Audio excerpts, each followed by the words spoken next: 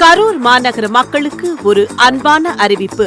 மாண்புமிகு தமிழ்நாடு முதலமைச்சர் தளபதி அவர்களின் ஆணைக்கிணங்க மாண்புமிகு தமிழ்நாடு துணை முதலமைச்சர் திரு உதயநிதி ஸ்டாலின் அவர்களின் பொற்கரங்களால் திறந்து வைக்கப்பட்ட முத்தமிழ் அறிஞர் கலைஞர் மு. கருணாநிதி அவர்களின் பெயரை தாங்கிய கரூர் புதிய பேருந்து நிலையம் வருகின்ற 6/10/2025 திங்கட்கிழமை முதல் பொதுமக்கள் பயன்பாட்டிற்கு வருகிறது.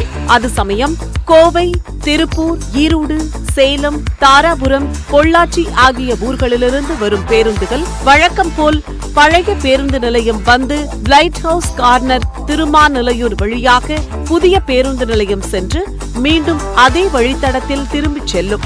மதுரை, திண்டுக்கல், பழனி மார்க்கத்திலிருந்து வரும் பேருந்து சுக்காளியூர் ரவுண்டானாவிலிருந்து செல்லாண்டிபாளையம் வழியாக புதிய பேருந்து நிலையம் சென்று மீண்டும் அதே வழித்தடத்தில் திரும்பிச் செல்லும். திருச்சி, மணப்பாறை, திண்டுக்கல் மாவட்டத்திலிருந்து வரும் பேருந்துகள் திருமாநிலையூர் வழியாக புதிய பேருந்து நிலையம் வந்தடைந்து மீண்டும் அதே வழியாக திரும்பிச் செல்லும்.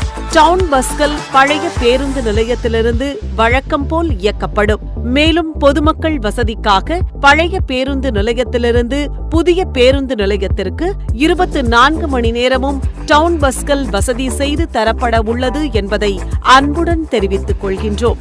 என்றும் மக்கள் பணியில் வி. செந்தில் பாலாஜி, கரூர் மாவட்ட கழக செயலாளர்.